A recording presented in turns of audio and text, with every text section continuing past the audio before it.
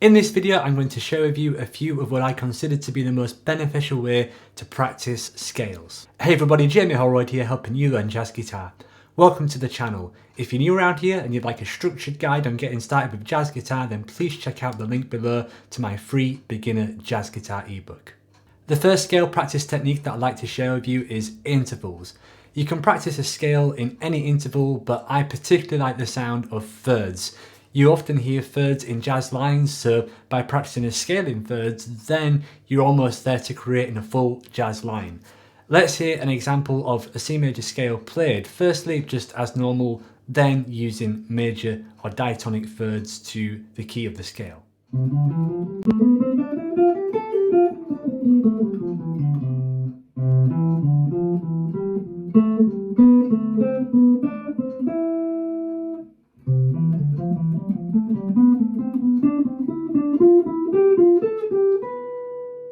One pitfall that guitar players often fall into is playing scales in positions and getting locked into positions. To get away from this, one thing that I recommend that you do is practice scales out of position. That can mean going across the neck as opposed to just down and up the neck, or it can mean playing scales on single strings. This means that you don't always start the scale on the root. For example, if you're playing a C major scale on one string, say for example the high E string, then you're going to start with an open E string and go through the scale that way. So you're not getting the actual sound of the do, re, mi, but you are learning the notes of the scale and you're able to see it across the neck as opposed to just up and down in one position. Besides just practicing a scale on one string, you can practice them on two strings. So let's hear how a C major scale sounds by starting with the B note on the second string, going all the way up to the 12th fret of the high E string.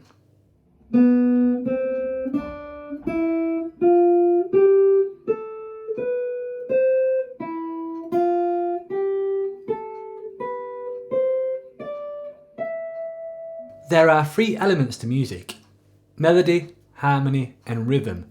Perhaps the most neglected of all is rhythm, and it's arguably the most important. So you can actually practice your scale in a number of different rhythms. To begin with, I always recommend practicing scales in even eighth notes. Don't add any swing or any fancy stuff. Just play them unaltered just to get used to it. Then you can add swing, syncopation, all that stuff can be done after the fact. But I'm going to take as read that you can play a C major scale in eighth notes. Let's talk about some other rhythms that you can do. So what I've done here is recorded a short video going through a few common subdivisions. We're going to start with quarter notes, we're then going to move to eighth notes, quarter note triplets, and finally eighth note triplets. And I'll have annotations on the screen so you can hear the subdivision of each one.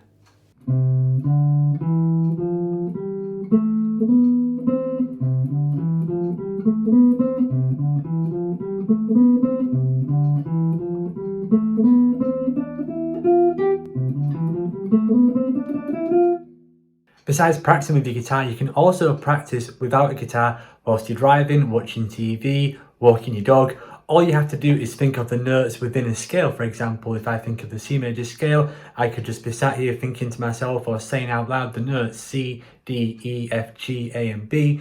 I could be writing these down. I don't always need the guitar. So if you're traveling away from work, don't feel like your practice has to stop there. In fact, I actually learned all the notes of all the keys whilst I was taking the bus to college. Basically, the bus journey was about 15 minutes. So every day I would start in the key of C and go around the cycle of fourths. I would do arpeggios and scales because in one of the classes, the teacher always made us say a random arpeggio. So he might pick one person and say, yo, G major 7 arpeggio, and then the person would have to say G, B, D, F sharp without hesitation. That kind of mental arithmetic I think is very useful and very powerful for learning scales. And in fact, even if you do have the time to invest on the guitar, you should still try and do some things away from it, because the knowledge should really be inside you and you should be able to hear and know these things without reliance on the guitar fingerboard. How do you like to practice your scales? Please share your thoughts in the comment section below. I'd love to know how you guys practice scales. If you found this video useful, please click the like button, and if you'd like more lessons like this, then please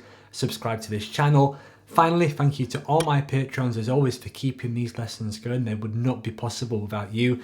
You should all have access to a downloadable 8-page ebook that comes with this lesson, and if you're not a Patreon subscriber and you want to get a download of that, then please sign up and follow me and you should get an instant link to download it.